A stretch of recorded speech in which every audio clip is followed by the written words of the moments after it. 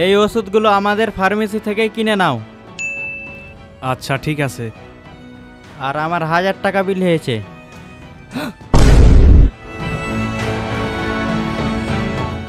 পয়সা তো আমার কাছে নাই। মনে হয় এই মানুষটার কাছে টাকা নাই, আমিই দিয়ে দিই। যখন এত উপকার করলাম এটাও করে দিই।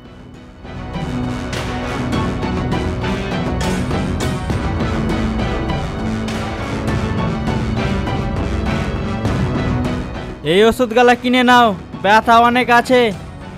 ডাক্তারের ফি ছেলেটা ভালো বলে দিয়ে দিল, ওষুধের টাকাটা আবার কে দিবে? সেটাও তো নেই আমার কাছে। ওষুধ না খেলে বিপদ হতে পারে। আচ্ছা ঠিক আছে।